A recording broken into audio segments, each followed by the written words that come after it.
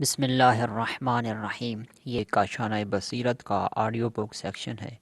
کتاب اسلوب سیاست، آخری حصہ۔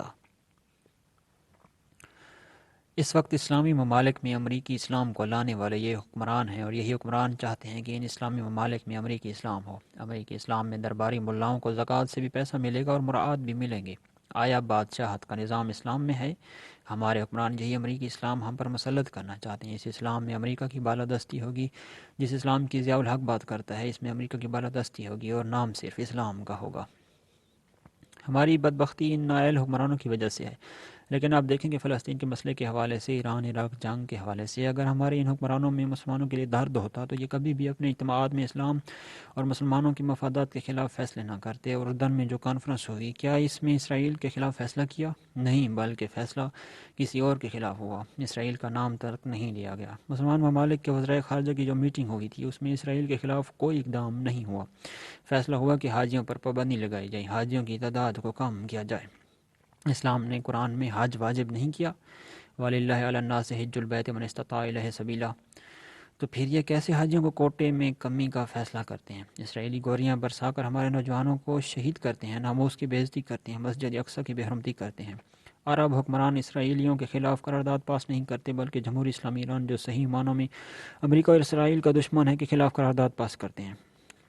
اور ان مسائل کی وجہ سے آج حالات اس قدر بگڑ گئے ہیں کہ ایران اسلامی کے وہ عظیم رہبر جو کفر کے ساتھ ایک منٹ کے لیے بھی بات کرنے کے لیے تیار نہیں تھے اور خون کے آخری قطرے تک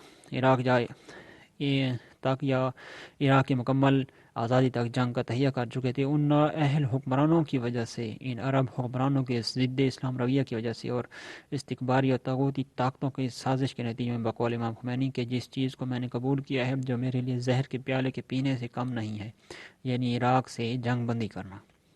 جس طرح حضرت محمد صلی اللہ علیہ وآلہ وسلم کو حالات و شرائط کی وجہ سے اس معاہدے کو قبول کرنا پڑا، جس کی وجہ سے رسول اکرم کو صلح حدیبیہ پر دستخط کرنا پڑے، اس طرح آج نااہل حکمرانوں کی وجہ سے اگر ان میں جرت ہوتی، اگر ان میں انصاف ہوتا، اگر یہ اسلام اور مسلمانوں کے مفادات کو مد نظر رکھتے ہوئے یہ حالات پیدا نہ ہوتے۔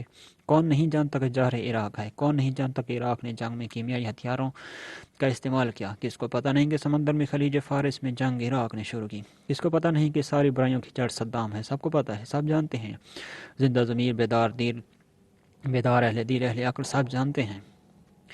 جنگ کا فیصلہ سلامتی کونسل، UN او، اسلامی تنظیم، غیر جانبدار تحریک کے بس کی بات نہیں۔ آپ نے دیکھ لیا کہ امریکہ خیانت کار نے ایران کا مسافر بردار طیارہ گرا کر بے گناہ بچوں اور خواتین اور مردوں کا قتل عام کیا، اور اس قدر بڑا جرم کیا کہ خود یورپی ممالک کے لوگ امریکہ کی مذمت کے بغیر نہ رہ سکے۔ لیکن سلامتی کونسل نے کیا قرارداد پاس کی؟ آیا مذمت کی؟ نہیں، صرف یہی کہا کہ ہم افسوس کرتے ہیں کہ جس ادارے کی حالت یہ ہو، تو آپ بتائیں کہ یہ کس طرح مظلوموں کو انصاف دلا سکتے ہیں۔ جس دنیا میں ہم رہتے ہیں، اس میں لوگ صرف زور کی زبان سمجھتے ہیں، دلیل و برہان کو نہیں سمجھتے۔ جس طرح صلح حدیبیہ میں صلح ہستہ نے مجتمع میں اسلام اور مسلمانوں کے لیے مفید اور مثبت نتائج ظاہر ہوئے۔ ہمیں امید ہے اور یقین ہے کہ ان حالات و شرائط کے نتیجے میں جمہوری اسلامی پر مثبت اثرات ہوں گے۔ برادران عزیز، اگر جنیجو کے ساتھیوں پر الزام یہ تھا کہ انہوں نے رشوت لی ہے، پلاٹ لی ہیں، بخدا مجھے پتہ ہے نام نہیں لوں گا، مارشاء اللہ کے دور میں جنرل اور کرنل حضرات کو نہ صرف ایک شہر میں بلکہ لاہور میں، کراچی میں، اسلام آباد میں، ملتان میں، ہر شہر میں متعدد پلاٹ الاٹ کیے گئے۔ اگر یہ پلاٹ اسمبلیوں کے نمائندوں کے لیے رشوت ہی ناجائز تھے تو پھر ان کرنل حضرات کے لیے کیسے جائز ہو گئے؟ ہمیں یہ منطق سمجھ نہیں آتی۔ اگر جنیجو کی حکومت کو انہوں نے صرف اس حوالے سے برخاست کر دیا کہ ملک میں امن نہیں ہے، خود اس زمانے میں کس قدر فسادات ہوئے، فرقہ واریت کے حوالے سے، لسانیت و قومیت کے حوالے سے، اور جب سے انہوں نے وہ حکومت ختم کر کے دوبارہ نئی حکومت قائم کی ہے، تو آپ مجھے بتائیں کہ آیا سندھ اور دوسری جگہوں پر امن و امان ہے؟ ہم تنبیہ کرتے ہیں کہ اگر مسلمان بیدار نہ ہوئے تو یہ فسادات کو انتخابات کے ملتوی کرنے کا بہانہ بنائیں گے۔ ہم سنی شیعہ مذہبی اور سیاسی افراد اور تنظیموں سے گزارش کرتے ہیں کہ محرم و سفر میں ہوشیار اور بیدار ہو کر ان فسادیوں کو موقع نہ دیں کہ وہ فساد کرا کر انتخابات کو ملتوی کرنے کا بہانہ بنائیں۔ وہ کہتے ہیں کہ ہم نے اس وجہ سے جماعتی انتخابات نہیں کروائے کیونکہ پارٹیوں کو کون سمجھتا اور جانتا ہے۔ یہ بات ہم سمجھتے ہیں، لیکن تفصیلاً گفتگو نہیں کرنا چاہتا۔ صرف اتنا عرض کرتا ہوں کہ یہ مسئلہ نہیں ہے، بلکہ مسئلہ یہ ہے کہ آزاد افراد کو خریدنا آسان ہے، لیکن اگر پارٹی کی بنیاد پر لوگ آئیں گے تو تمہارے لیے انہیں خریدنا مشکل ہے۔ اس لیے آپ غیر جماعتی بنیادوں پر انتخابات کرا رہے ہو۔ جو غیر جماعتی بنیادوں پر آئے گا ان کے پیچھے کوئی نہیں ہوگا۔ لالچ کے ذریعے یا دھمکیوں کے ذریعے ان کو اپنے لیے استعمال کر سکتے ہو۔ برادران عزیز، ہمیں ہوشیار و بیدار رہنا چاہیے۔ یہ کبھی اسلام کے حوالے سے باتیں کرتے ہیں، کبھی جمہوریت کے حوالے سے۔ یہ سب دھوکہ ہے، فریب ہے۔ ہم خوب سمجھتے ہیں ہمارے اس قسم کے اجتماعات کا مقصد اسلام دشمنوں سے، خواہ وہ کفر کے لباس میں ہوں یا نفاق کے لباس میں، ان سب سے اظہار تنفر کرنا ہے۔ برادران عزیز، اگر آج ہم حرکت نہیں کریں گے، آل سعود کے مسئلہ کو جدیت کے ساتھ نہیں اٹھائیں گے، تو پتہ نہیں آل سعود حج کو کون سی شکل دے دیں۔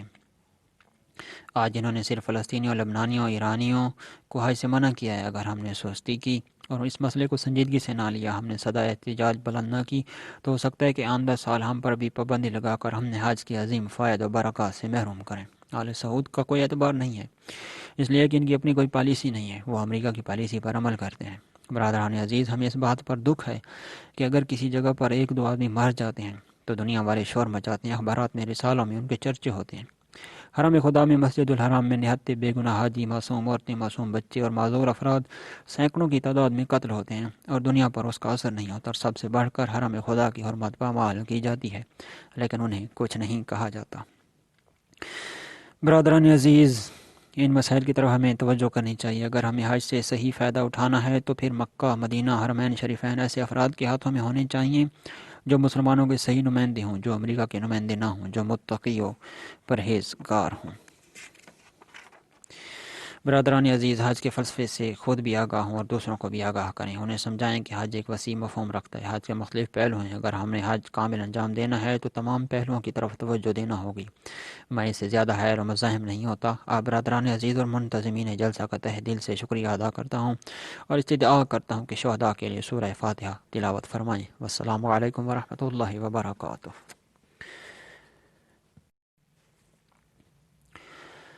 برات از مشرکین کے موضوع پر قائد شہید کا خطاب۔ بسم اللہ الرحمن الرحیم۔ اما بعد فقد قال الکریم اعوذ باللہ من الشیطان الرجیم وَإِذْ جَعَلْنَا الْبَيْتَ مَثَابَةً لِلنَّاسِ وَأَمْنًا۔ میں معذرت چاہتا ہوں کہ ناسازی طبیعت کی وجہ سے، خصوصاً گلے میں تکلیف کی وجہ سے صحیح طور پر گفتگو نہ کر سکوں گا۔ سوال یہ پیدا ہوتا ہے کہ مشرکین سے ہم کیوں برات کا اظہار کرتے ہیں؟ یہ جو قرآن نے موسم حج میں مشرکین سے اظہار تنفر واجب قرار دیا ہے، یہ کیوں ہے؟ ذرا ہمیں اس پر سوچنا چاہیے۔ حقیقت یہ ہے کہ اسلام میں کوئی بھی حکم بغیر فلسفہ کے نہیں ہے۔ موسم حج میں مشرکین سے برات کا بھی کوئی فلسفہ ہے۔ میں اس وقت مرض کی وجہ سے تفصیلاً عرض نہیں کر سکتا، اشارتاً عرض کروں گا کہ جب ہم مشرکین کی خصوصیات سے آگاہ ہو جائیں اور ان کی عادات سے آگاہ ہو جائیں کہ یہ مشرکین کس قدر انسانیت کے دشمن ہیں، کس قدر حقوق بشر کے دشمن ہیں، کسی بھی قانون اور کسی بھی اصول کا اپنے آپ کو پابند نہیں سمجھتے، تو پھر واضح ہوگا کہ ایسے افراد سے برات اور نفرت کرنا حقیقت میں ان کی بری صفات سے نفرت کرنا ہے اور ان کی ان بری صفات سے دوری اختیار کرنا ہے، تاکہ انسان ان کے دھوکے میں نہ آئے، کیونکہ وہ بڑے پیارے الفاظ میں استعمال کرتے ہیں۔ فرعون، نمرود اور ان کے بعد ابو جہل، ابو لہب، اور اس دور میں امریکہ، روس اور اسرائیل یا ان کے حواری ہیں۔ اگر آپ بغور ان کی خصوصیات کا مطالعہ کریں تو آپ کو پتہ چل جائے گا کہ یہ کس طرح انسان دشمن ہے۔ نام تو حقوق بشر کا استعمال کریں گے، نام یہ جمہوریت کا استعمال کریں گے، نام تو امن اور سلوک کا استعمال کریں گے، لیکن آپ کو پتہ چل جائے گا کہ حقوق بشر کے نام پر کس قدر بشر کے حقوق کی پامالی کرتے ہیں۔ بات تو جمہوریت کی کرتے ہیں، لیکن کس قدر جمہوریت کے دشمن ہیں۔ یہی بڑے بڑے مشرکین و مستکبرین بات تو اصول کی کرتے ہیں، اصول بناتے ہیں، لیکن جب بھی ان کے مفادات کا مسئلہ درپیش ہو تو پھر کسی بھی قانون اور کسی بھی اصول کا اپنے آپ کو پابند نہیں سمجھتے۔ برادران عزیز، آپ دیکھیں، روس اپنے آپ کو عوام کا حامی سمجھتا ہے، مزدوروں کا حامی سمجھتا ہے، اور ان کا یہ نعرہ ہے کہ آمروں، جابروں اور ڈکٹیٹر صفات حکمرانوں کی مخالفت کی جائے، لیکن عملاً آپ اس وقت دیکھیں افغانستان کے اندر کس بے دردی کے ساتھ عوام کا خون اس نے بہایا ہے۔ خود روس کے اندر سائبیریا میں کس قدر مزدوروں کا خون بہایا گیا ہے، اور یہ کہتے ہیں کہ ہم جابروں اور آمر حکمرانوں کے مخالف ہیں۔ آج آپ دیکھیں جہاں پر بھی یہ روس نواز حکومتیں ہیں، آیا یہ عوام سے ابری ہوئی حکومتیں ہیں یا جابر اور ظالم حکومتیں ہیں جو لوگوں پر مسلط کی گئی ہیں؟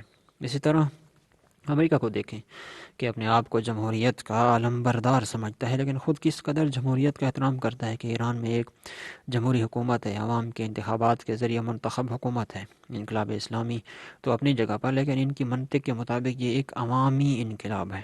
اگر یہ جمہوریت کے دشمن نہ ہوتے تو آج ایران کی جمہوری حکومت کی مخالفت نہ کرتے۔ نکاراگوا میں ایک انقلاب آیا جو عوامی ہے، ایک عوامی حکومت ہے۔ اس حکومت کو ناکام بنانے کے لیے امریکہ وہاں کی حکومت کے مخالف گوریلوں کی مدد کرتا ہے، اور آل سعود بھی حجاز مقدس کے تیل کی آمدنی امریکہ کے اشارے پر اس حکومت کے مخالف گروہوں کو دیتا ہے۔ ہمیں تعجب ہے کہ اگر پاکستان کے مسلمانوں کے درمیان اختلاف ڈالنے کے لیے یونیورسٹیاں قائم کی ہیں تو یہ منطق ہماری سمجھ میں آتی ہے کہ اس میں ان کا مفاد ہے۔ یہ اپنے مفاد کی خاطر مسلمانوں کو لڑا رہے ہیں، اپنے مقاصد کی خاطر مساجد اور مدارس میں اپنے مورچے قائم کر رہے ہیں، لیکن ہمیں یہ منطق سمجھ میں نہیں آتی کہ آل سعود کس دلیل کی بنا پر نکاراگوا کے انقلاب کو ناکام بنانے کے لیے کانٹورا تحریک، جو ایک حکومت مخالف تحریک ہے اور وہاں کے انقلاب کی مخالف ہے، اس کو کس بنا پر پیسے دیتے ہیں۔ امریکہ جو اپنے آپ کو جمہوریت پسند اور جمہوری حکومت سمجھتا ہے، پاناما میں دیکھو کس طرح اس ملک کے خلاف سازشیں کر رہا ہے۔ گرینیڈ میں دیکھو کس طرح اس نے اپنی فوج کے ساتھ وہاں کی حکومت کا تختہ الٹ کر اپنی مرضی کے مطابق حکومت بنائی ہے، اور یہ امریکہ جو حقوق بشر کے نام پر جا کر روس میں گورباچوف کو درس دیتا ہے۔ ہم اس سے پوچھ سکتے ہیں کہ اے ریگن، تم کس بشر کے حقوق کی بات کرتے ہو؟ آیا فلسطین میں بشر نہیں ہے؟ لبنان میں بشر نہیں ہے؟ ویتنام میں بشر نہیں تھے؟ جنوبی افریقہ میں بشر نہیں ہیں؟ کیا وہ مسافر جو ایرانی جہاز میں سفر کر رہے تھے بشر نہیں رہے؟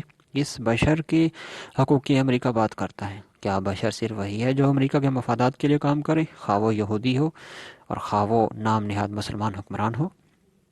برادران عزیز، یہی مشرکین مستکبرین ہیں۔ اسلام نے اسی لیے مسلمانوں کو موسم حج میں ان مشرکین سے برات کا حکم دیا، تاکہ ان کو پتہ چلے کہ یہ لوگ کون ہیں، تاکہ پتہ چلے کہ اے مسلمان، تمہارا دشمن یہی مشرک ہے، یہی امریکہ، یہی روس اور یہی اسرائیل ہے۔ ان سے برات کا اظہار کرو، اپنے دشمن کو پہچان لو، اور پھر جہاں بھی آپ دیکھیں مسلمان پر کون ظلم کر رہا ہے، یہی مشرکین یا ان کے بٹھائے ہوئے حکمران۔ افغانستان میں وہاں کے عوام پر کون ظلم کر رہا ہے؟ روس۔ لبنان و فلسطین میں مسلمانوں پر کون ظلم کر رہے ہیں؟ امریکہ اور اسرائیل۔ سعودی عرب، عراق اور مصر کے اندر مسلمانوں پر کون ظلم کر رہے ہیں؟ وہ حکمران جو امریکہ کے بٹھائے ہوئے ہیں۔ ایران میں کون حقوق پائمال کر رہے ہیں؟ کون انقلاب کو ناکام بنانے کی کوشش کر رہا ہے؟ امریکہ۔ پس ہم پر ظلم انہی مشرکین کی طرف سے ہے، براہ راست یا بالواسطہ۔ تو پھر حق ہے کہ ہم مسلمان ایک ایسے مقام پر جو امن کا مقام ہو، جو مسلمانوں کے لیے پناہ گاہ ہو، وہاں ان سے بیزاری کا اظہار کریں۔ وَإِذْ جَعَلْنَا الْبَيْتَ مَثَابَةً لِلنَّاسِ وَأَمْنًا۔ ہم نے اس بیت کو نہ صرف مسلمانوں کے لیے بلکہ سب لوگوں کے لیے، نہ صرف عرب کے لیے، نہ صرف عجم کے لیے، بلکہ تمام لوگوں کے لیے جائے امن اور پناہ گاہ قرار دیا ہے۔ تو برادر عزیز، افغانستان کے اندر مسلمان پر ظلم ہو رہا ہے، وہاں کی حکومت روس کی پٹھو ہے۔ اب اگر وہ اپنے ظلم کی داستان سنانا چاہیں تو مکہ سے بڑھ کر ان کے لیے بہترین جگہ اور کون سی ہو سکتی ہے کہ جہاں سارے مسلمان جمع ہوتے ہیں۔ وہاں افغانستان کا مظلوم مسلمان اپنی دکھ اور ظلم سے بھری ہوئی داستان سنائے۔ اسی طرح ایران کا مظلوم مسلمان، جس کے خلاف شرق و غرب متحد ہو گئے ہیں، وہ شرق اور غرب کے جن کے درمیان نظریاتی لحاظ سے زمین و آسمان جتنا فاصلہ تھا، لیکن اس انقلاب کو ناکام بنانے کے لیے وہ دونوں طاقتیں متحد ہو گئی ہیں، اور اس انقلاب کو ناکام بنانے کے لیے انہوں نے یہ جنگ اس پر مسلط کی۔ کیمیائی ہتھیار ان پر استعمال کیے گئے، مسافر بردار ہوائی جہاز کو گرایا گیا، اور سفارتی طور پر ان کے خلاف پراپیگنڈا کیا گیا۔ آپ بتائیں یہ مظلوم ایرانی مسلمان کہاں جائیں؟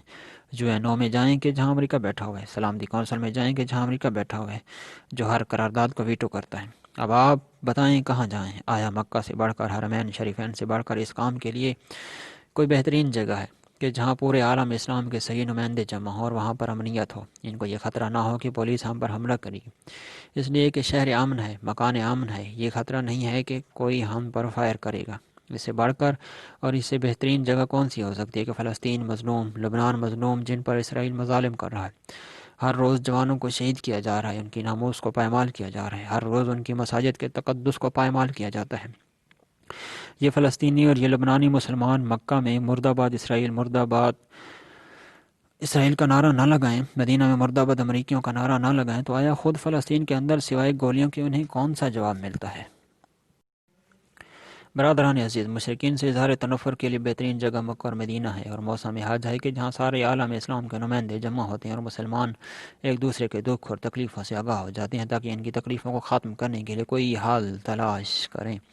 لیکن افسوس، حرمین شریفین کس کے ہاتھ میں ہے؟ امریکہ کے ہاتھ میں۔ آل سعود امریکہ کے نمک خوار ہیں، اس کے ایجنٹ ہیں۔ امریکہ کے ساتھ ان کی کوئی وابستگی، کوئی ڈھکی چھپی بات نہیں ہے، سب لوگ جانتے ہیں، اور امریکہ کی پالیسی بھی یہی ہے۔ جیسے کہ ابھی میں نے ایک مثال دی، جب امریکہ کے کہنے پر نکاراگوا کے انقلاب کو ناکام بنانے کے لیے وہ بے تحاشا ریال دے سکتے ہیں، تو آیا امریکہ کے کہنے پر مسلمانوں پر کلاشنکوف G3 اور دوسرے اسلحے سے فائرنگ نہیں کر سکتے؟ جب تک حرمین شریفین آل سعود کے قبضہ میں ہے، مسلمانوں کے لیے مکہ امن کا مقام نہیں ہے۔ میں سن 76 سے لے کر 86 تک تقریباً 6 مرتبہ حج پر گیا ہوں۔ آپ میں بھی حاجی حضرات ہوں گے۔ انقلاب سے پہلے بھی میں گیا ہوں، انقلاب کے بعد بھی گیا ہوں۔ اگر مکہ اور مدینہ امن کی جگہ ہے، اگر مکہ اور مدینہ میں کسی کو اذیت نہیں دی جانی چاہیے، تو پھر کیوں آل سعود مسجد الحرام اور مسجد نبوی میں کرسیاں رکھ کر وہاں سے شیعوں پر کفر کے فتوے صادر کرتی ہیں؟ جب مسلمان ذریعہ مقدس نبوی کو چومنا چاہتے ہیں تو یہ ان پر گالیوں کی بوچھاڑ کرتے ہیں، ان کو تھپڑ مارتے ہیں، ان کو پکڑ کر گھسیٹتے ہوئے باہر نکالتے ہیں اور جیلوں میں ڈالتے ہیں۔ برادر عزیز، یہ کس طرح کا امن ہے؟ آج آپ وہاں جائیں تو آپ وہاں افغانی مسلمانوں کے ساتھ نہیں مل سکتے۔ ایرانی حاجیوں کے ساتھ پاس جانا جرم ہے۔ 86 میں جب ہم گئے تھے، ہمارے ساتھ پارا چنار کے ایک مولانا تھے۔ مدینہ منورہ میں وہ لوگ نکل کر جہاں پر بیسا امام خمینی تھا، وہاں امام خمینی کے نمائندے کے مکان پر مسئلے پوچھنے کے لیے وہ لوگ گئے۔ اس کے بعد CID والے بیٹھے تھے، انہوں نے دیکھ لیا ان کا مسافر خانہ اور ہوٹل انہوں نے نوٹ کیا۔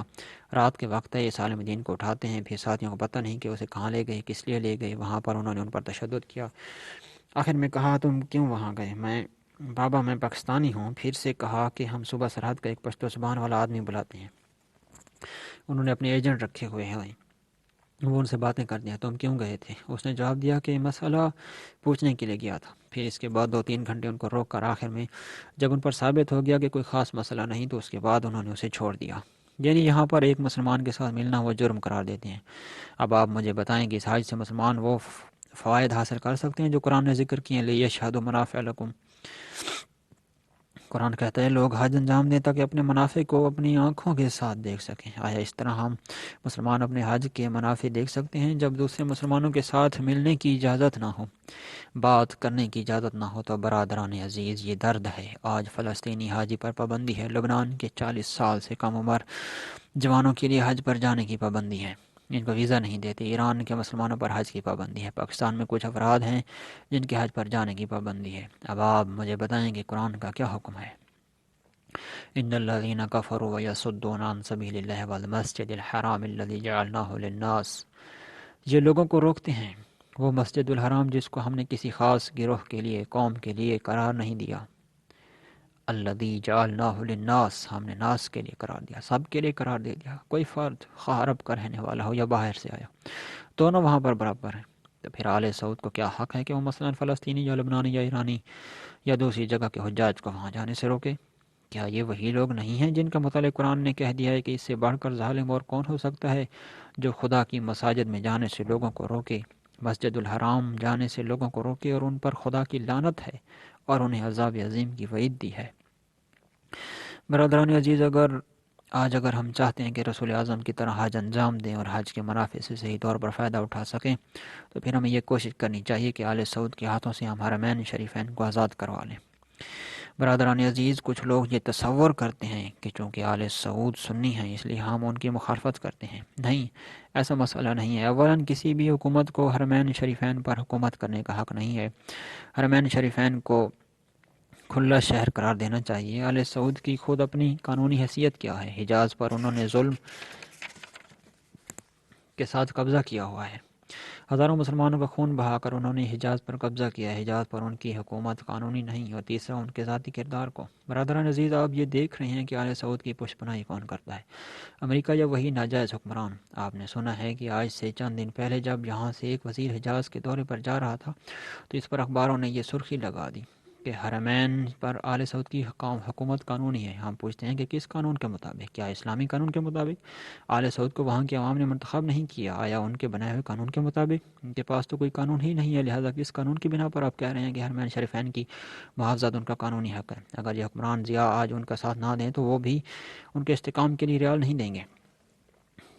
ان کی تو آپس میں ساز باز ہے۔ یہ حکمران جو یہاں کی عوام کے ساتھ اسلام اور قانون کے ساتھ مذاق کر رہے ہیں، اور انہوں نے قانون کی دھجیاں اڑا دی ہیں، جیسا کہ آئین میں لکھا ہوا ہے کہ 90 دن کے اندر انتخابات کروائے جائیں، جو کہ نہیں کروائے گئے، اور پھر اپنے پاس سے ترامیم کر کے اعلان کرتے ہیں کہ انتخابات غیر جماعتی بنیادوں پر ہوں گے۔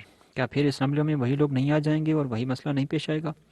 ملک میں جو فسادات ہو رہے ہیں، گلگت اور کراچی میں جو فسادات ہیں، آیا ہم یہ حق نہیں رکھتے کہ کہیں یہ غیر جماعتی بنیادوں پر انتخابات کیوں کروائے جا رہے ہیں؟ کیا آپ نے تجربہ حاصل نہیں کیا؟ تو پھر کیوں ایک وزیر اعظم کے جس کو آپ نے خود بنایا تھا اسے ہٹا دیا؟ ہم یہ سمجھتے ہیں کہ اگر ہماری عوام ان پر دباؤ ڈالے، اگر مذہبی اور سیاسی جماعتیں متحد ہو کر ان پر دباؤ نہ ڈالیں تو خطرہ ہے۔ جس طرح پرسوں ایک سینئر وزیر کا بیان تھا، فیلڈ مارشل بنانے کے لیے ہمیں لاکھوں خطوط مل رہی ہیں۔ وہ کن کے خطوط ہیں؟ کیا یہ ان لوگوں کے خطوط نہیں ہیں کہ جنہوں نے تمہیں ریفرینڈم میں ووٹ دیا تھا اور جو اس دنیا میں تھے ہی نہیں؟ شاید انہوں نے قبروں سے لکھے ہوں۔ الغرض یہ لوگ قوم کے ساتھ مذاق کر رہے ہیں، اسلام و قرآن کے ساتھ مذاق کر رہے ہیں۔ ہماری حکومت اسلام چاہتی ہے، لیکن کون سا اسلام؟ وہ اسلام جو آل سعود کا ہے، امریکی اسلام، ایسا اسلام جس سے ریگن، تھیچر اور دوسرے اسلام دشمن عناصر خوش ہوں؟ اسلام محمدی کا تو راجیو گاندھی بھی مخالف ہے، ریگن بھی مخالف ہے، اور انہوں نے کہہ دیا کہ ہم افغانستان میں خالص اسلامی حکومت نہیں بننے دیں گے۔ تو پھر ریگن پاکستان میں اسلامی حکومت کی اجازت کیسے دے سکتا ہے؟ ہاں، امریکہ آل سعود کا اسلام چاہتا ہے، وہ اس کا دوسرا نمونہ چاہتا ہے، اس جیسے صدر کے ذریعے بادشاہت کے حوالے سے اسلام لانا چاہتے ہیں۔ برادران عزیز، ہم مسلمان ہیں، ہم اسلام کے بدلے کسی دوسرے ازم کو کبھی برداشت نہیں کر سکتے۔ ہم جس اسلام کی مخالفت کر رہے ہیں وہ دراصل حقیقی اسلام کی راہ میں رکاوٹ ہے، اور اصلی اسلام ناب محمدی لانے کے لیے ان غلط راستوں کو بند کرنا ہے۔ جہاں پاکستان میں دوسرے بھائیوں نے قربانیاں دی، ہاں شیعوں نے ان سے بڑھ کر دی ہے، اور اب بھی وہ اس کے لیے تیار ہیں، تو پھر کس بنیاد پر آپ نے فقہ جعفریہ کو نظر انداز کر کے شریعت بل کا اعلان کر دیا؟ ہم واضح کرنا چاہتے ہیں کہ ہم ہر اس آرڈیننس کی مخالفت کریں گے کہ جس میں شیعہ حیدر قرار کو نظر انداز کیا گیا ہو۔ ہم تعلیمات اہل بیت کے مطابق زندگی گزارنا چاہتے ہیں، ہم کم ہوں یا زیادہ، شہر میں ہوں یا صحرا میں، گھر میں ہوں یا مورچے میں، ہمارے مرد ہوں یا خواتین، جب تک پاکستان میں رہیں گے ہم عزاداری سید الشہداء علیہ السلام کا تحفظ کریں گے اور شایان شان طریقے سے منائیں گے۔ جو بھی حکومت عزاداری کے راستے میں رکاوٹ ڈالتی ہے، شیعہ حیدر قرار کے وہ آنسو جو ہمیں حسین علیہ السلام میں بہائے جاتے ہیں، وہ طوفان بن کر ان کو تباہ و برباد کر دیں گے۔ برادران عزیز، ہم یہ کہتے ہیں کہ ہر کسی کو اپنے عقیدے کے مطابق زندگی گزارنے کا حق دیا جائے، چاہے وہ کسی مسلک سے تعلق رکھتا ہو، کسی کی مذہبی رسومات پر کسی قسم کی پابندی نہ ہو۔ ہمارے دوسرے بھائی اگر اہل حدیث ہیں تو اپنے مسلک کے مطابق، فقہ حنفی والے ہیں تو وہ فقہ حنفی کے مطابق زندگی گزاریں، اور ہر کوئی اپنے مذہب پر قائم رہے۔ لیکن ہم تو عزاداری کو عبادت اور شاعر اللہ سمجھتے ہیں، ہم اسے اپنے شہرگ حیات سمجھتے ہیں۔ ہم تو فقہ جعفریہ کو موت و حیات سمجھتے ہیں، اور ان مراسم و رسوم میں کسی قسم کی مداخلت برداشت نہیں کریں گے۔ برادران عزیز، محرم آنے والے کچھ لوگ فساد چاہتے ہیں، چاہے سیاسی حوالے سے ہو یا فی سبیل اللہ فساد کرنے والے ہیں، ہو سکتا ہے کہ وہ پھر فتنہ کھڑا کریں، لیکن یہ آپ کی ہوشیاری اور بیداری پر ہے۔ آپ دشمنوں کو موقع نہ دیں اور ہمیشہ احتیاط کریں، اسی طرح اندرونی طور پر متحد و متفق ہوں۔ قرآن پر ہاتھ رکھ کر قسم اٹھا کر کہتا ہوں کہ کوئی بھی شیعہ عزاداری کا مخالف نہیں ہے۔ سب عزاداری سید الشہداء علیہ السلام کو عبادت سمجھتے ہیں۔ خدا کے لیے کسی نام پر بھی شیعوں کے درمیان اختلاف نہ ڈالو، متحد و متفق رہو۔ جزوی اور ذاتی رنجشیں اگرچہ آپ کے درمیان ہوں، لیکن محرم کے دنوں میں متحد ہو جاؤ۔ بغض و عناد کو گھر میں رکھ کر امام برگاہ میں آیا کرو۔ میں ذاکرین عظام سے گزارش کرتا ہوں کہ خدا کے لیے یہ ممبر حسینی لوگوں کے جوڑنے اور ملانے کے لیے ہے، لوگوں کے درمیان نفاق ڈالنے کے لیے نہیں ہے۔ لوگوں کو اس ممبر حسینی سے محبت و اخوت کا پیغام دو اور خود کو صرف حسینی سمجھو۔ ہم سب مولا علی علیہ السلام کے پیروکار ہیں، ہم سب نعرہ حیدری لگانے والے ہیں۔ کوشش کریں کہ کسی قسم کا اختلاف و فساد نہ ہو، اس لیے کہ ہمارے عزاداری کی بہت اہمیت ہے، اور کسی کو یہ موقع نہیں دینا چاہیے کہ وہ اس سے غلط فائدہ اٹھائے۔ میں اس سے زیادہ مزاحم نہیں ہونا چاہتا، اور سب برادران عزیز کا، خصوصاً تنظیموں کا اور ائمہ جمعہ و جماعت کا شکریہ ادا کرتا ہوں۔ اللہ تعالی ہمیں آنے والے محرم کو شان شان طریقے سے منانے کی توفیق عنایت فرمائے، اور ہم سب لوگوں کو قیامت کے دن مولا کی عزاداری کرنے والوں کی صفوں میں محشور فرمائے۔ والسلام علیکم ورحمۃ اللہ وبرکاتہ۔ شہید حسینی کی آخری پریس کانفرنس 1988 پارا چنار کرم ایجنسی۔ بسم اللہ الرحمن الرحیم۔ سوال: جنگ افغانستان کے بارے میں آپ کا کیا خیال ہے؟ جواب: افغانستان کے حوالے سے ہم یہ سمجھتے ہیں کہ یہ بڑی طاقتوں کی ایک سازش ہے۔ سازش اصل میں اسلام کے خلاف ہے۔ دونوں طاقتیں یہ سمجھتی ہیں کہ اگر افغانستان میں صحیح اسلامی حکومت آ جائے جو نہ امریکہ کی پٹھوں ہو اور نہ روس کی، جس طرح ایران نے دونوں طاقتوں کے لیے مسائل پیدا کیے ہیں اور اس توازن کو انہوں نے بگاڑ دیا ہے، وہ سمجھتے ہیں کہ اگر افغانستان میں بھی اسلامی حکومت آ جائے اور ایران کی حکومت کے لیے بازوئے شمشیر زن پیدا ہو جائے تو اس سے دونوں طاقتوں کے مفادات کو مزید خطرہ لاحق ہو سکتا ہے۔ اس لیے اب دونوں طاقتوں کی کوشش یہ ہے کہ کسی طریقے سے بھی افغانستان کے اندر اسلامی حکومت نہ بنے۔ یہ جو اس وقت کارڈویز کبھی کابل کا دورہ کرتا ہے، کبھی اسلام آباد آتا ہے اور اخبارات میں اس نے لوہے جرگہ کا شوشہ چھوڑ دیا ہے، ہم یہ سمجھتے ہیں کہ اسلام کے خلاف سازش ہے۔ مجاہدین افغانستان کے لیڈروں نے بھی اعتراف کیا ہے کہ یہ لوگ سازش کرنا چاہتے ہیں کہ افغانستان کے مجاہدین نے جو خون دیا ہے وہ اسلام کے لیے دیا ہے۔ جن لوگوں نے مصیبت کو برداشت کیا ہے، ہجرت کی ہے، انہوں نے اسلام کے لیے قربانیاں دی ہیں۔ تب ان کو صرف اور صرف افغانستان میں اسلام کی بالادستی پر قناعت کرنا چاہیے، اسے کام طور پر انہیں قناعت نہیں کرنا چاہیے۔ اگر انہوں نے قناعت کی تو ہم یہ سمجھتے ہیں کہ شہداء کا خون پامال ہو جائے گا اور ان کی قربانیاں رائے گاہ ہو جائیں گی۔ سوال: ایسے وقت میں جب کہ مجاہدین کی پشت پناہی امریکہ جیسی طاقت کر رہی ہے تو کیا یہ ممکن ہے کہ افغانستان میں ایک خالص اسلامی حکومت قائم کرنے دیں گے؟ جواب: میں یہ عرض کر رہا ہوں کہ امریکہ تو یہ کبھی نہیں چاہے گا، روس بھی کبھی نہیں چاہتا، لیکن اب یہ مجاہدین پر موقوف ہے اور ان کے لیڈرز پر کہ آیا وہ اسلام کے لیے لڑ رہے تھے، انہوں نے اسلام کے لیے خون دیا تھا یا امریکہ کے لیے۔ اگر انہوں نے اسلام کے لیے خون دیا ہو تو وہ امریکہ کی بات نہیں مانیں گے، اور امریکہ جتنا بھی کہے وہ مخالفت کریں گے۔ سوال: لوگ یہ کہتے ہیں کہ علماء کو سیاست سے باہر رہنا چاہیے، آپ کا کیا خیال ہے؟ کیونکہ آپ ایک سیاسی مذہبی جماعت کے سربراہ بھی ہیں۔ جواب: ہم یہ سمجھتے ہیں کہ اسلام میں سیاست دین کا ایک جزو ہے اور سیاست دین سے جدا نہیں ہے، اور جو لوگ اس قسم کی باتیں کرتے ہیں کہ دین کو سیاست سے علیحدہ ہونا چاہیے وہ غلط ہیں۔ جس طرح ہمارے رہبر عظیم الشان حضرت امام خمینی مقدس اللہ العالی نے فرمایا ہے کہ یہ استعمار کی سازش ہے، یہ ان کی طرف سے پراپیگنڈا کیا گیا ہے کہ علماء کو سیاست میں حصہ نہیں لینا چاہیے، دیندار اور مخلص لوگوں کو سیاست میں حصہ نہیں لینا چاہیے۔ آپ بتائیں، اگر دیندار مخلص افراد سیاست میں حصہ نہ لیں تو کون افراد اس میں حصہ لیں گے؟ وہ افراد جن کی وفاداریاں یا امریکہ کے ساتھ یا روس کے ساتھ ہوں یا خواہشات نفسانی کے لیے کام کرتے ہوں، تو ایسی سیاست کے نتائج کیا ہوں گے؟ لہٰذا ہم یہ سمجھتے ہیں کہ ایسی سیاست دین سے جدا ہے۔ الحمدللہ ایران میں اسلامی انقلاب کی کامیابی کے بعد ایسا پراپیگنڈا بے اثر ہو گیا ہے۔ اب اس کے بعد اسلامی ممالک میں کوئی یہ بات کرتا بھی ہو تو لوگ ان کی اس بات کو نہیں سنیں گے۔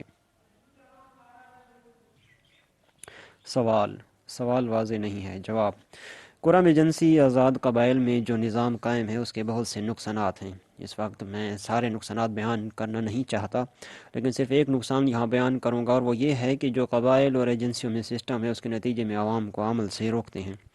یہاں پر ووٹ صرف ملک کے ہاتھ میں ہے اور مسائل کا حل بھی، امور میں مداخلت بھی حکومت صرف ان افراد کو دیتی ہے جن کی ہمدردیاں حکومت کے ساتھ ہوں۔ تو اس کا نتیجہ یہ نکلتا ہے کہ عام افراد کو ان حالات میں علاقائی مسائل میں مداخلت کا موقع نہیں دیا جاتا، اور پھر یہ ایک طبیعی چیز ہے کہ خدا نے انسان کو پیدا کیا ہے، انسان کے اندر خدا نے بہت سی صلاحیتیں رکھی ہیں، لیکن اگر ایک انسان کام نہ کرے تو وہ انسان جمود کا شکار ہو جاتا ہے، اور اگر یہی انسان کام کرے، کرنے کے نتیجے میں اس کے اندر جو صلاحیتیں ہیں، اس کے اندر جو استعداد ہے وہ بڑھ جاتی ہے، کھل جاتی ہے، جس کی وجہ سے انسان کی فکری سطح بلند ہو جاتی ہے۔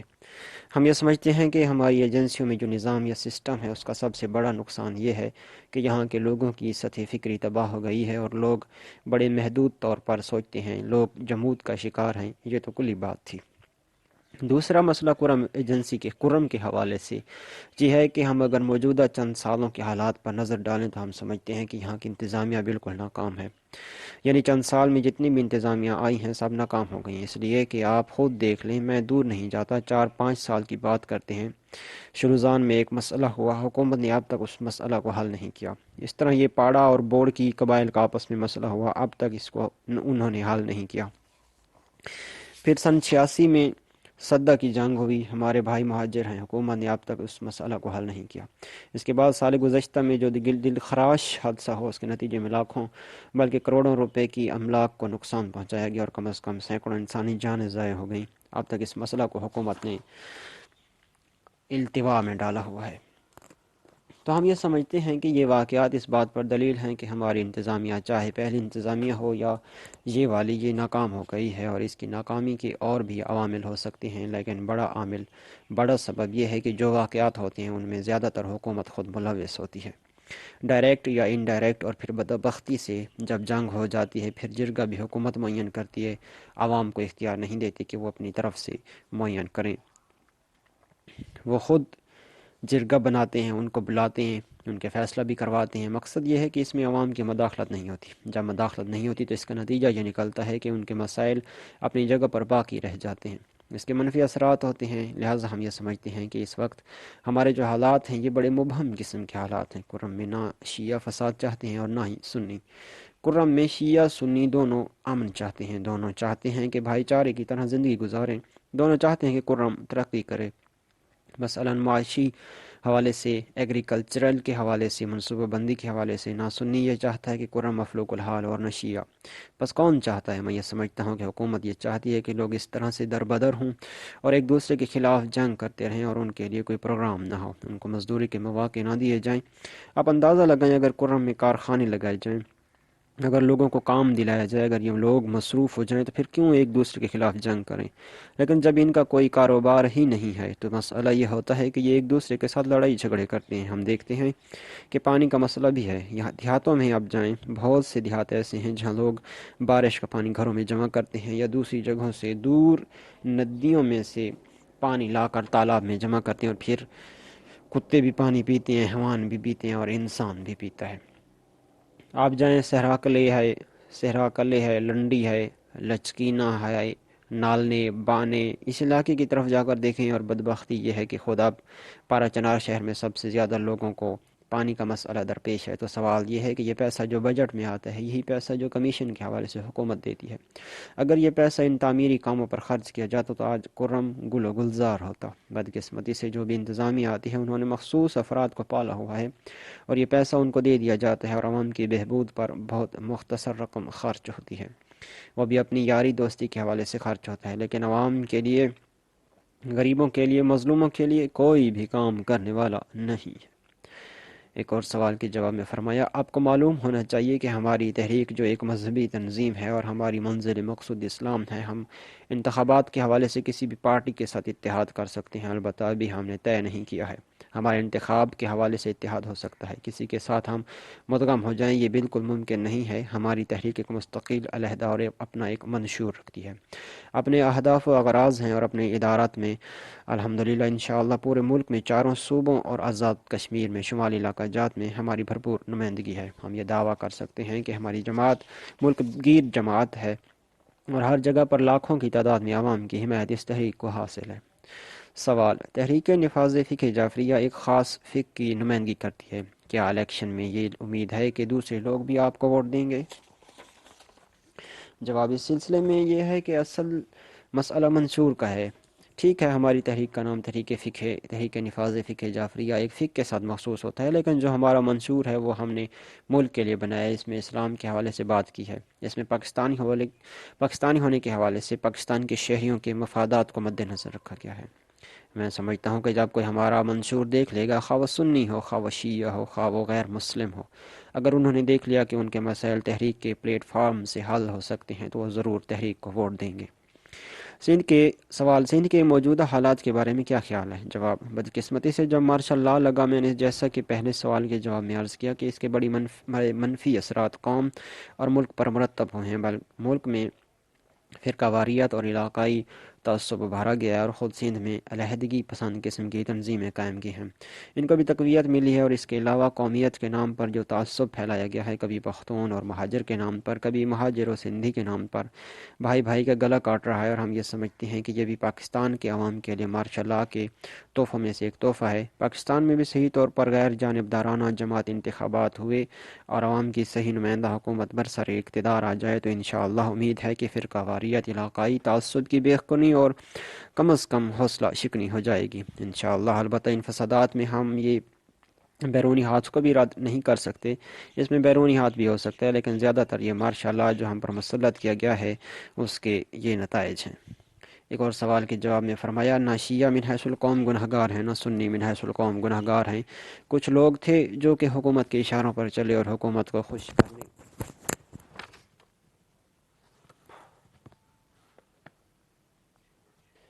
اور حکومت کو خوش کرنے کے لیے ہو سکتا ہے کہ انہوں نے کچھ کام کیے ہوں۔ سب سے بڑی بات یہ ہے کہ اس میں حکومت ملوث ہے اور ہم تمام ذمہ داری حکومت پر ڈالتے ہیں، اور اس جنگ کی ذمہ داری شیعہ اور سنی دونوں کو حکومت پر ڈالنی چاہیے۔ جو لوگ اس میں ملوث ہیں چاہے کہ شیعہ اور سنی متفقہ طور پر یہ مطالبہ کریں کہ نہ صرف وہ نوکریوں سے برخاست کیے جائیں بلکہ ان پر مقدمات قائم کیے جائیں۔ سوال: کیا آپ کو صحیح طور پر علم ہے کہ یہ جنگ پولیٹیکل ایجنٹ کی وجہ سے یا کمشنر کی وجہ سے یا انتظامیہ کی وجہ سے ہوئی؟ جواب: کچھ لوگ اس میں زیادہ ملوث ہیں، کچھ کم۔ کچھ لوگ ہو سکتا ہے کہ بغیر توجہ کے ملوث ہوں اور کچھ لوگ قصداً و عمداً ملوث ہیں۔ سوال: ایران کے جو 400 سے زائد حجاج کرام سعودی عرب میں شہید ہوئے ان کے بارے میں آپ کا کیا خیال ہے؟ جواب: اس سلسلے میں ہمارا موقف یہ ہے کہ مکہ کے سانحہ کے پیچھے بھی امریکہ کا ہاتھ ہے، کیونکہ امریکہ کے لیے ایران عراق کی جنگ ایک اہم مسئلہ ہے، اور امریکہ کو یہ پتہ ہے کہ اگر اس جنگ میں ایران فاتح ہوا تو ایشیا اور خصوصاً عرب ممالک میں اس کے مفادات خطرے میں پڑ سکتے ہیں۔ اس لیے جب اس کو پتہ لگ گیا کہ ایران کی کامیابی حتمی ہے اور صدام کی شکست بھی قریب ہے، تو امریکہ کو یہ ضرورت پیش آئی کہ اب خود جنگ میں داخل ہو جائے۔ اس جنگ میں داخل ہونے کے لیے اسے ایک بہانہ چاہیے تھا۔ دوسری بات یہ کہ امریکہ کسی طریقے سے مسلمانوں کے دلوں میں ایران کے لیے جو خاص قسم کے احساسات و جذبات ہیں ان کو ختم کرنا چاہتا تھا۔ لہٰذا امریکہ کے لیے مسئلہ یہ تھا کہ کسی طریقے سے خلیج میں آئے اور ایران کے خلاف جنگ میں شامل ہو۔ اس کے لیے اس نے شوشہ چھوڑ دیا کہ خلیج میں کشتی رانی ناممکن ہو چکی ہے اور خلیج میں جہازوں پر میزائل استعمال ہو رہے ہیں، اس وجہ سے خلیج کی امنیت قائم کرنا ضروری ہے۔ اس کے لیے نیٹو ممالک کے بحری بیڑے بھیجے، اور آپ کو یہ معلوم ہے کہ یہ موقع سب سے زیادہ کویت نے اسے فراہم کیا۔ کویت نے امریکہ سے خواہش ظاہر کی کہ وہ اس کے جہازوں پر اپنے پرچم لگائے۔ اس بہانے سے امریکہ خلیج میں آیا، حالانکہ امریکہ کے آنے سے خلیج کی صورتحال بہتر ہونے کے بجائے ابتر ہو گئی ہے۔ یعنی جب تک امریکہ خلیج میں نہیں آیا تھا تو اس وقت اگر ہفتے میں 2 جہازوں پر میزائل لگتے تھے، تو اب روزانہ جہاز میزائلوں کا نشانہ بن رہے ہیں۔ اس کا مقصد یہ ہو کہ امریکہ نہ صرف خلیج میں امن قائم کرنے میں ناکام ہوا بلکہ خلیج میں مزید بدامنی پھیلا دی۔ دوسری بات یہ تھی کہ ان کی اپنی امنیت یقینی نہیں ہے۔ جب امریکہ اپنا امن قائم نہیں رکھ سکتا تو پھر وہ دوسروں کو کیا امن دے گا؟ آپ نے خود یہ سنا ہے کہ ان کے جہازوں پر حملے ہوئے، ہیلی کاپٹروں پر حملے ہوئے، اور جب امریکہ کا اپنا بحری بیڑا امن میں نہیں ہے تو یہ خلیج میں دوسرے جہازوں کو کیا امنیت دے سکتا ہے؟ دوسرے امریکیوں نے سوچا کہ اگر ہم ایران کے خلاف کوئی ایکشن کرتے ہیں تو ہو سکتا ہے کہ اسلامی ممالک میں سخت رد عمل ہو اور ہمارے مفادات خطرے میں پڑ جائیں۔ اس لیے سانحہ مکہ کروایا گیا۔ حاجیوں پر جو اللہ اکبر کے نعرے لگا رہے تھے، مرد آباد امریکہ، مرد آباد روسیہ، مرد آباد اسرائیل کے نعرے لگا رہے تھے، ان پر حملہ کیا گیا۔ البتہ سعودی پولیس کے ذریعے سے ان پر حملہ کیا اور گولیاں استعمال کی۔ پہلے سعودیوں نے انکار کیا کہ ہم نے ایک گولی بھی استعمال نہیں کی، لیکن مکہ میں جو کانفرنس ہوئی اس میں سعودی عرب نے یہ تسلیم کیا کہ ہاں ہم نے گولیاں استعمال کی ہیں اور ہماری پولیس نے ہی فائر کی ہیں، لیکن اس کے لیے تعویلیں کی کیونکہ وہ جگہ تمام مسلمانوں کے لیے ایک مقدس جگہ ہے اور اس کا احترام ہے اور عزت ہے، بلکہ وہ اسلام سے پہلے بھی محترم جگہ تھی۔ امریکیوں نے سعودیوں کو بہکایا کہ وہ وہاں مسلمانوں کے جلوس پر حملہ کریں، لہٰذا وہاں بے گناہ انسانوں کو قتل کیا گیا اور اس کے لیے پہلے سے انتظامات کیے گئے تھے۔ یہ بات ریڈیو اور اخبارات میں اس طریقہ سے پیش کی گئی کہ تمام ذمہ داری ایران پر ڈال دی گئی۔ اس کا نتیجہ یہ ہو کہ مسلمان، خصوصاً وہ لوگ جن کے دل میں انقلاب کے لیے جذبہ تھا، وہ ایک طرح سے ایران سے بدگمان ہو گئے۔ یہ صرف اس لیے کہ جب امریکہ ایران کے خلاف حملہ کرے، دوسرے مسلمان اس حملے پر رد عمل نہ کریں۔ سعودی پولیس نے ایران کے حاجیوں پر حملہ کیا، وہ امریکہ کے اشارے پر تھا اور امریکہ کے مفادات کے تحفظ کے لیے تھا۔ سوال: آقا صاحب، پاکستانی اخبارات، ریڈیو یا ٹیلی ویژن جو ایران عراق جنگ کی خبریں نشر کرتے ہیں، اس میں کس حد تک سچ اور جھوٹ کا عنصر شامل ہوتا ہے؟ جواب: ہماری بدبختی یہ ہے کہ مسلمانوں کی اپنی مضبوط خبر رساں ایجنسیاں نہیں ہیں۔ اکثر بین الاقوامی ایجنسیاں، خواہ رائٹر ہے، خواہ ایسوسی ایٹڈ پریس ہے یا دوسرے ہیں، ان سب پر صہیونزم کا قبضہ ہے۔ ہمارے پاکستان کے اخبارات بھی زیادہ تر خبریں ان سے لیتے ہیں۔ آپ خود سمجھیں کہ جو خبریں صہیونزم کے ذریعے سے ہم تک پہنچتی ہیں ان میں کس حد تک حقیقت ہو سکتی ہے؟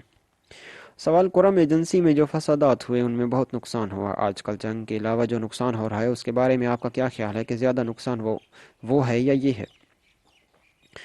جواب: ہمارا اپنا نظریہ یہ ہے کہ قرم ایجنسی کے لوگ، چاہے وہ شیعہ ہیں یا سنی، اس بات کی طرف متوجہ ہوں کہ جزوی مسائل میں اختلافات ہیں۔ یہ مسائل جنگ کے ذریعے حل نہیں ہو سکتے بلکہ مذاکرات کے ذریعے، فہم و تفہیم کے ذریعے حل ہو سکتے ہیں۔ اسی وجہ سے ہر دو فریق کو چاہیے کہ اپنے مسائل مذاکرات اور فہم و تفہیم سے حل کریں۔ دوسری بات یہ ہے کہ جو واقعات ہوئے ان کے فیصلوں میں حکومت ملوث ہے، یعنی حکومت اس کے فیصلے کرتی ہے۔ حکومت عوام کا مفاد مد نظر نہیں رکھتی بلکہ ہمیشہ حکومت کی نظریں اپنے مفادات پر ہوتی ہیں۔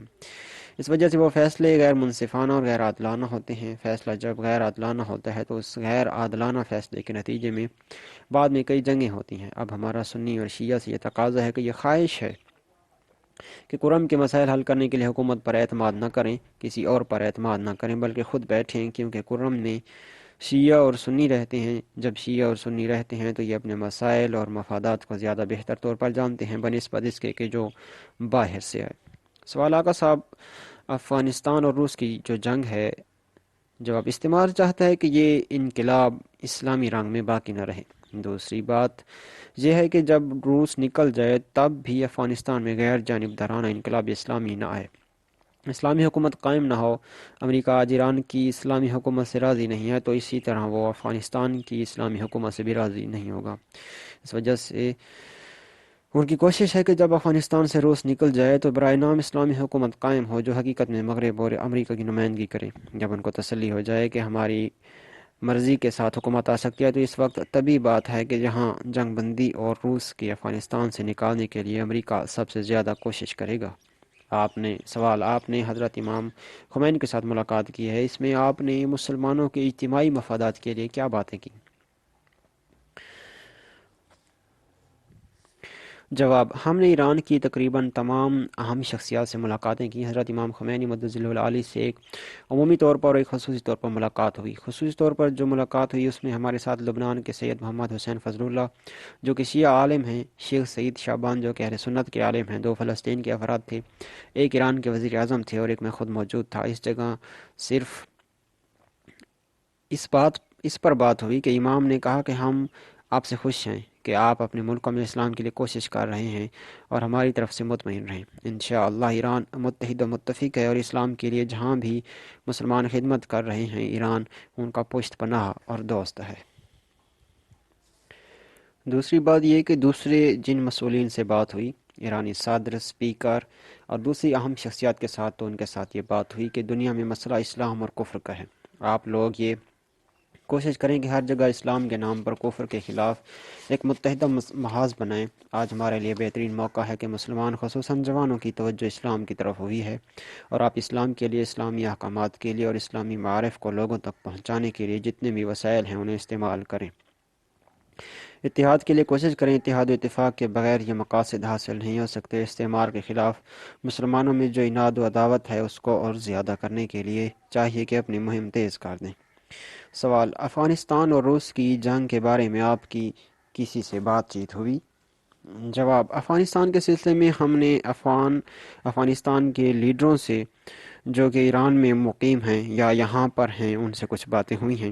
کچھ لوگ جو پشاور میں مقیم ہیں وہ وہاں پروگراموں میں شریک تھے۔ جو وہاں پر مقیم ہیں ان سے ہماری بات چیت ہوئی۔ ان کا بھی یہ کہنا تھا کہ ہم جس طرح روس کے خلاف میدان میں نکلے ہیں تو ہم نے یہ فیصلہ کیا ہے کہ جب تک ہم روس کا آخری سپاہی نہ نکال دیں اس وقت تک ہم اپنا جہاد بند نہیں کریں گے۔ اسی طریقے سے امریکہ کی سازشوں کی طرف ہم متوجہ ہیں اور ہم اجازت نہیں دیں گے کہ امریکہ ہمارے اندرونی مسائل میں مداخلت کرے۔ سوال: انہوں نے اتنی پارٹیاں کیوں بنائی ہیں؟ یہاں پاکستان میں بھی ان کے کئی گروپ ہیں، اس کی کیا وجہ ہے؟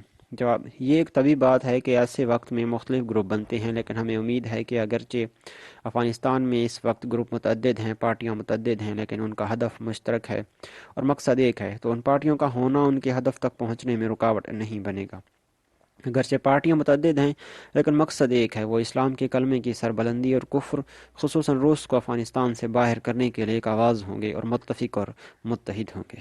سوال: آپ کئی ملکوں میں گئے اور کئی لوگوں سے ملے، کیا آپ سے ضیاء الحق ملا ہے؟ کیا اس نے ملک کے بارے میں آپ سے تبادلہ خیال کیا ہے؟ جواب: ضیاء الحق سے نہ تو میری ملاقات ہوئی ہے نہ ہی ہمیں اس سے ملاقات کرنے کی ضرورت ہے۔ ضیاء کے جو خیالات ہیں آپ خود جانتے ہیں کہ اخبارات کے ذریعے آتے رہتے ہیں۔ اگرچہ ضیاء ظاہراً اسلام کا نام لیتا ہے لیکن صحیح معنوں میں وہ اسلام سے مخلص نہیں ہے، صرف پاکستان کے عوام چونکہ مسلمان ہیں اس وجہ سے اسلام کا نام لیتا ہے۔ سوال: امریکہ جو ہمارے معاملات میں دخل اندازی کر رہا ہے اس بارے میں آپ کا کیا خیال ہے؟ جواب: یہ طبی بات ہے کہ روس اور امریکہ نے اپنے آپ کو چوہدری بنایا ہوا ہے۔ سوال: الیکشن کے بارے میں کیا خیال ہے کہ کیونکہ 90 دن کے اندر انتخابات کا وعدہ ہوا ہے؟ جواب: ہم یہ سمجھتے ہیں کہ اگر جنرل ضیاء الحق کے موجودہ بیان کو ہم اس کے گزشتہ وعدوں کی روشنی میں دیکھیں تو پھر نتیجہ یہی ہوگا کہ جس طرح اس نے پہلے اپنے وعدوں کی خلاف ورزی کی ہے، اس مرتبہ بھی اس سے بعید نہیں ہے کہ وہ اپنے وعدے کی خلاف ورزی کرے۔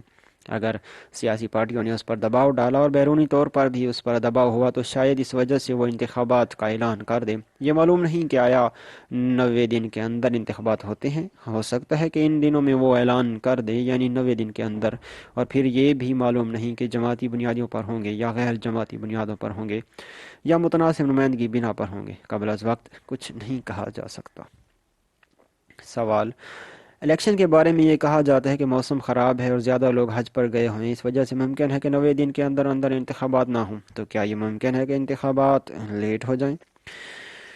جواب: ہم یہ سمجھتے ہیں کہ جس وقت اس نے 90 دن کے اندر اعلان کرنا تھا، جس وقت اس نے اسمبلیوں کو توڑا، پھر آئین کے مطابق اس کو 90 دن کے اندر اندر انتخابات کرانے تھے، وہ تاریخ کے حوالے سے، موسم کے حوالے سے یہ سب چیزیں پہلے دیکھ چکا ہوگا۔ ایسا نہیں ہے کہ ہم خیال کر لیں کہ اس نے اچانک اعلان کیا اور اس کو یہ پتہ نہیں تھا کہ 90 دن میں محرم بھی آ سکتا ہے اور لوگ حج کے لیے ملک سے باہر بھی ہو سکتے ہیں، اور یہ بھی ہو سکتا ہے کہ یہ خود انتخابات کو ذرا سا لیٹ کرنے کے لیے ان کو یہ بہانہ ملے کہ حاجی حج پر گئے ہیں یا محرم اور سفر کے حوالے سے فسادات کا خطرہ ہے، یہ بھی ایک بہانہ ہو سکتا ہے۔ سوال: شریعت آرڈیننس کے بارے میں آپ کا کیا خیال ہے؟ اور دنیا کو تقسیم کی آپ معذرت لکھا ہے کہ یہاں سے کیسٹ کٹی ہوئی ہے۔ ایک اور سوال کے جواب میں فرمایا: جمہوری عمل ملک میں ختم ہو گیا ہے اور اس کے نتیجے میں جہاں جمہوریت کو ملک میں نقصان پہنچا ہے، وہاں ہماری ملکی معیشت بھی ماشاء اللہ سے متاثر ہوئی ہے۔ سال گزشتہ بھی وزیر منصوبہ بندی محبوب الحق نے ایک مفصل بیان دیا تھا کہ ہمارا ملک کس قدر مقروض ہو گیا ہے اور اس وقت ہم کیسے سخت حالات سے گزر رہے ہیں۔ پھر انہوں نے یہ بھی حوالہ دیا کہ بااثر لوگوں نے رشوت کے ذریعے اور ٹیکسوں کی چوری کے ذریعے خزانے کو کتنا نقصان پہنچایا ہے۔ سال گزشتہ وہ سب کچھ اخبارات میں چھپ چکا ہے، مزید ضرورت نہیں ہے۔ ہم سمجھتے ہیں کہ اس وقت ہماری ملکی معیشت بدترین حالات سے گزر رہی ہے اور انتخابات کی حالت بھی آپ دیکھ رہے ہیں کہ جب سے ملک میں جنرل ضیاء نے اسمبلیوں کو توڑا ہے اور جو حکومت کو ختم کیا ہے، تو اس کے بعد باقاعدہ یہ تھا کہ آئین کے مطابق انہیں 90 دن میں انتخابات کا اعلان کرنا تھا، لیکن اب تک ایسا نہیں ہوا۔ قوم میں سیاستدانوں نے ایک قسم کی مایوسی پیدا کر دی ہے، لوگ پریشان ہیں۔ ہم یہ سمجھتے ہیں کہ جب تک ملک میں ایک نمائندہ جمہوری حکومت برسر اقتدار نہیں آتی، تب تک ہمارا ملک مستحکم نہیں ہوگا۔ ملک کے استحکام کے لیے ضروری ہے کہ جنرل ضیاء الحق فوری طور پر جماعتی بنیادوں پر 73 کے آئین کے تحت انتخابات کروائے۔ جو بھی پارٹی اکثریت کے ساتھ کامیاب ہو جائے وہ حکومت بنائے۔ ہمیں امید ہے کہ انشاءاللہ اگر صحیح طور پر غیر جانبدارانہ انتخابات ہوئے اور ایک نمائندہ حکومت آئی تو ملک کی معیشت پر بھی اس کے اچھے اثرات ہوں گے اور اس سے ملک کے استحکام بھی پیدا ہو سکے گا۔ سوال: شریعت آرڈیننس کے بارے میں آپ کا کیا خیال ہے؟ یہ سوال اگرچہ گزشتہ صفحے پہ گزرا تھا لیکن چاپ کی غلطی کی وجہ سے اس کا جواب یہاں اگلے صفحے پر آیا ہوا ہے۔ جواب: شریعت آرڈیننس پر ہمارے دو قسم کے اعتراضات ہیں۔ ایک اعتراض ہمارے اس حوالے سے ہے کہ ہم نے بار بار کہا ہے کہ جنرل ضیاء الحق کی اپنی آئینی حیثیت معلوم نہیں ہے۔ جس ریفرینڈم کے نتیجے میں یہ صدر مملکت منتخب ہوا وہ ریفرینڈم دھاندلی تھی، فراڈ تھا۔ بنابراین جب اس کی اپنی آئینی حیثیت ہی صحیح نہیں ہے تو پھر اس کو ہم یہ حق نہیں دے سکتے کہ وہ شریعت آرڈیننس جیسی اہم چیز کا اعلان کرے۔ ہم یہ سمجھتے ہیں کہ جب منتخب اسمبلی برسرکار آ جائے تو وہ اعلان کر سکتے ہیں۔ یہ ایک بات تھی۔ دوسرا مسئلہ یہ کہ خود اس شریعت آرڈیننس میں ابہام ہے، اس میں کافی چیزوں کی وضاحت کی ضرورت ہے، چونکہ اس میں ابہام ہے اس لیے ہم نے اسے مسترد کر دیا ہے۔ تیسرا مسئلہ یہ ہے کہ شریعت کے حوالے سے ہم اس شخص کو مخلص نہیں سمجھتے۔ ہم یہ واضح کرنا چاہتے ہیں کہ ہم اپنے آپ کو مسلمان سمجھتے ہیں اور پاکستان میں اسلامی نظام کی بالادستی دل سے چاہتے ہیں۔ ہم اس نظام کے لیے جد و جہد بھی کریں گے، ہر قسم کی قربانی کے لیے تیار ہیں۔ سوال یہ ہے کہ جو شخص اسلام سے مخلص ہی نہیں ہے، صرف اپنے اقتدار کے لیے وہ اسلام کا نام استعمال کرتا ہو، تو ہم اسلام کی محبت کے حوالے سے، اسلام کے جذبے کے حوالے سے اس کی بھرپور مخالفت کریں گے، چونکہ یہ اسلام سے ناجائز فائدہ اٹھانا چاہتا ہے، اسلام کو بدنام کرنا چاہتا ہے۔ دوسرا ہمارا اعتراض یہ ہے کہ ہم پاکستان میں بستے ہیں اور ہمارا تعلق فقہ جعفریہ سے، اور ہم یہ چاہتے ہیں کہ پاکستان میں سنی بھائیوں کو فقہ حنفی کے مطابق اپنے فیصلے اور اپنے مراسم عبادی انجام دینے چاہیے۔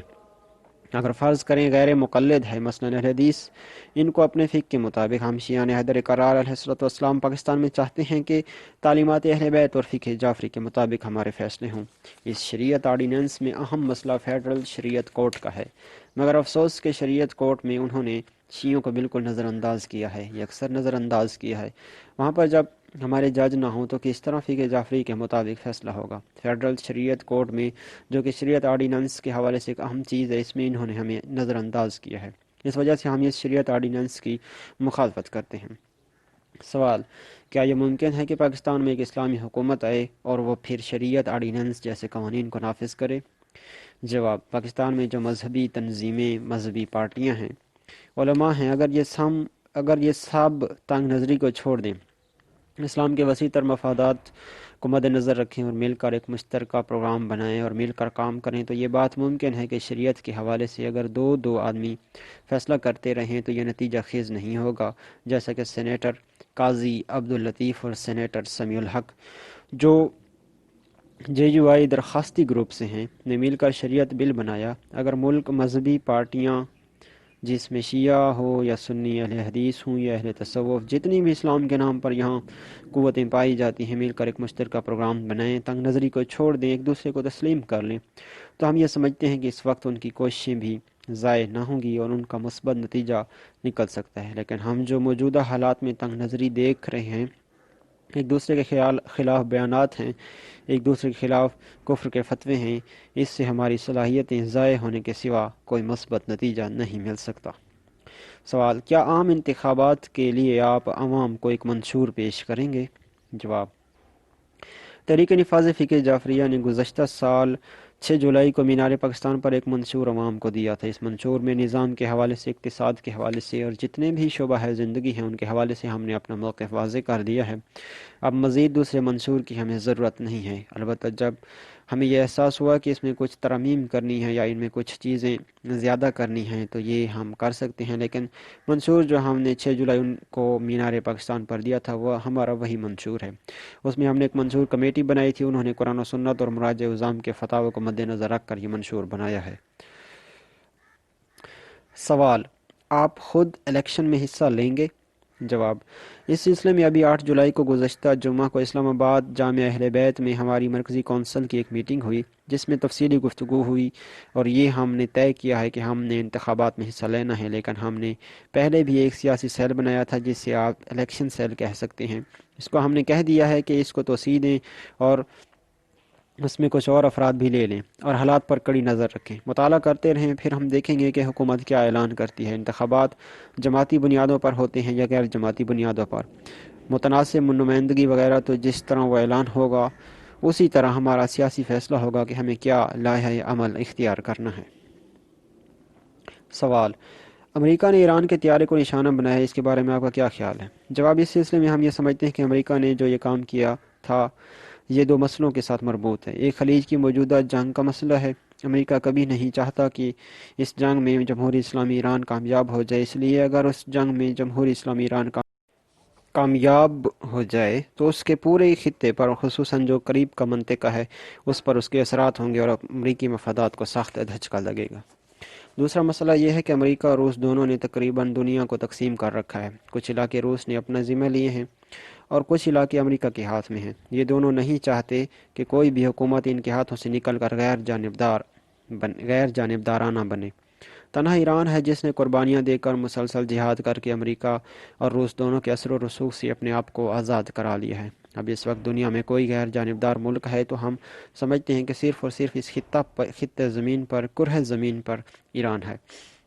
امریکہ کبھی یہ برداشت نہیں کر سکتا، وہ یہ چاہتے ہیں کہ کسی طریقے سے بھی ہو ایران کو تنگ کریں۔ یہ جو دہشت ناک اور المناک حادثہ مارز وجود میں لائے، یہ خود دلیل ہے اس بات پر کہ اگر کبھی کوئی مملکت، کوئی بھی حکومت، کوئی بھی قوم امریکہ اور روس کے اثر و رسوخ سے اپنے آپ کو آزاد کرنا چاہتی ہے تو پھر امریکہ ہر قسم کی جنایت اور ہر ظلم کا ارتکاب کرنے کے لیے آمادہ ہے۔ اب انہوں نے جو ظلم کیا ہے، آپ دیکھیں، بے گناہ افراد جن میں چھوٹے بچے تھے، خواتین تھیں، ایک مسافر بردار طیارے پر جو اپنے روٹ پر جا رہا تھا اس کو میزائل کا نشانہ بنایا۔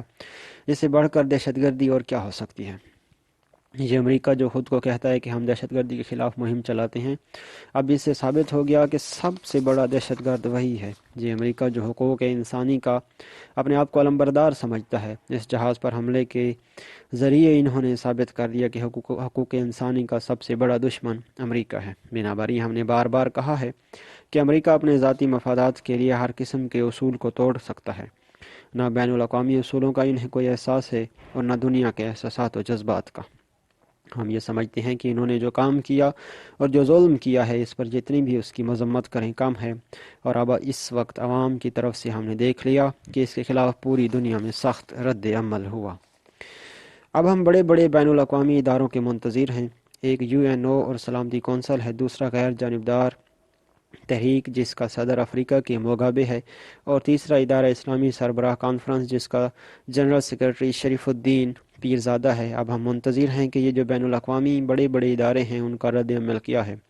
آیا صرف یہ بھی دوسرے افراد کی طرح اخبار میں ایک بیان دے کر مذمت کرتے ہیں، یا امریکہ ہو یا دوسرے استکباری طاقتیں ہوں، ان کو اس قسم کے انسان دشمن حقوق بشر کی مخالف حرکات سے باز رکھنے کے لیے کوئی عملی اقدام بھی کرتے ہیں؟ اب ہم منتظر ہیں اور دیکھتے ہیں کہ یہ ادارے عملی طور پر کچھ کرتے ہیں یا نہیں۔ یہ بات مجھ پتہ چل جائے گا۔ سوال: موجودہ وقت میں ریڈیو پر کہا جا رہا ہے کہ ایران کو محض جنگ پر ناکامی کا سامنا ہے، اس بارے میں آپ کا کیا خیال ہے؟ جواب اس سلسلے میں یہ ہے کہ طبیعتاً جنگ میں کبھی انسان آگے جاتا ہے، کبھی کامیابی حاصل کرتا ہے، اور کبھی کبھی شکست ہوتی ہے، انسان پیچھے آتا ہے۔ ہم سمجھتے ہیں کہ ایران نے پہلے یہ لائحہ عمل تیار کیا تھا کہ اس جنگ کو طولانی کر دیا جائے۔ شاید جنگ کی طولانی ہونے کے نتیجے میں بعض پارٹی حق کی حکومت پر دباؤ آ جائے، اندرونی اور بیرونی طور پر وہ ساکت ہو جائے، لیکن چونکہ عراق کے پیچھے شیوخ عرب ہیں، عراق کے پیچھے امریکہ ہے، روس ہے، فرانس ہے، ساری استکباری طاقتیں ہیں، اس جنگ کے طولانی ہونے کی وجہ سے ان پر کوئی خاص اثر نہیں پڑا۔ وہ مسلسل مدد دے رہے ہیں، اسلحہ دے رہے ہیں، افراد دے رہے ہیں، ان کو کسی چیز کی کمی ہونے کا احساس نہیں ہے۔ تو اب ایران نے، میں یہ سمجھتا ہوں، یہ احساس کیا ہے کہ ہمیں ایک دوسرا لائحہ عمل تیار کرنا چاہیے، اور وہ یہ کہ ایک مرتبہ بھرپور وار کر دیں، اور اس کے لیے یہ ضروری ہے کہ اپنی فوج کو، اپنی قوت کو یکجا کر لیں۔ میں سمجھتا ہوں کہ حتماً یہ کوئی فوجی ٹیکنیک ہے اور اس کا کوئی نیا لائحہ عمل ہے، ورنہ وہ فوج جنہوں نے کس انداز میں خرم شہر کو واپس لیا تھا، کس انداز میں کربلائے 5 میں انہوں نے قربانیاں دی تھیں اور عراق کی مضبوط سے مضبوط پوزیشنوں کو توڑ دیا تھا، آج اگر وہ پیچھے ہٹ رہا ہے تو میں سمجھتا ہوں کہ کچھ ضرور ہے۔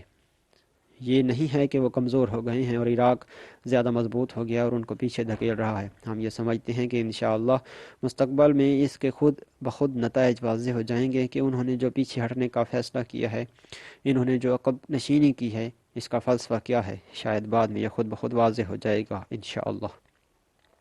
سوال: امام خمینی کے متعلق بعض اخبارات میں من گھڑت خبریں شائع ہوئی تھیں، اس کے بارے میں آپ کا کیا خیال ہے؟ جواب: امام خمینی مدظ ذلہ العالی کے خلاف جو خبریں آتی ہیں، ہم یہ سمجھتے ہیں کہ یہ ایک سازش ہے۔ حجت الاسلام مہدی جمارانی جو ایران کے حج و اوقاف کے سرپرست بھی ہیں، وہ لاہور میں حج سیمینار میں شریک ہوئے تھے اور امام کے نزدیک رہتے ہیں۔ امام سے ان کو ملاقات کا شرف حاصل ہے۔ انہوں نے ہمیں بتایا کہ الحمدللہ امام کی صحت مکمل طور پر ٹھیک ہے، اور اس کے بعد بھی انہوں نے پاسداروں کے ساتھ ملاقات کی ہے اور اس ملاقات کو ٹی وی پر بھی دکھایا گیا۔ الحمدللہ امام کی صحت بالکل ٹھیک ہے، اور میں یہاں پاکستان میں امام خمینی کے حامیوں، معتقدین اور مخلصین کو یہ اطمینان دلانا چاہتا ہوں کہ وہ ان خبروں سے بالکل تشویش میں مبتلا نہ ہوں، پریشان و سرگردان نہ ہوں۔ الحمدللہ امام خمینی بالکل صحیح اور تندرست ہیں۔ میں آپ حضرات کا شکریہ ادا کرتا ہوں کہ آپ لوگ یہاں تشریف لائے اور میرے عرائض آپ حضرات نے سن لیے، اور انشاءاللہ امانت داری کے ساتھ ہم نے جو کچھ کہا ہے آپ اخبارات کے ذریعے پاکستان کے عوام تک منتقل کر دیں گے۔ خداوند متعال آپ کو محفوظ رکھے۔ والسلام علیکم ورحمۃ اللہ وبرکاتہ۔